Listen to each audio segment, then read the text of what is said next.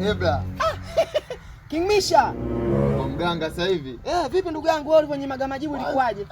Basi tutoke kwenye masuala majibu. Wala ndugu yangu nashukuru nimekuona. Sawa, lakini nakumbuka ulinyimaga majibu ndugu yangu. Sasa imekuwaje tena ndugu yangu? Mimi nikategemea utakuwa tajiri. Matokeo yake sasa mpaka nguo unabadilisha. Shida nini ndugu yangu? Upuzi mtupu. Sasa hivi ushakuwa mganga. Nisaidie mwenzio, mimi nina shida ya utajiri. Wewe shetani kweli. Eti ulinyimaga majibu sasa hivi kinakuja na shida ya utajiri. Ni sawa. Mimi nilikuwa naenda kule. Sawa. Hapa nilikuwa nachukua dawa zangu tu. Nilikuwa naenda kule ndo kilinge changu kipo. Sasa sikiliza.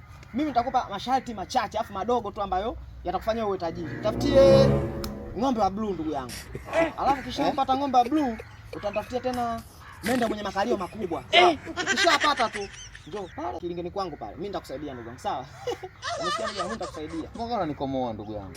Sasa nakukomoa nini kaka? Basi sikiliza, basi nitajie wewe masharti ambayo labda atakuwa magumu kwa upande wako ili nisikutajie. Upuzi mtupu.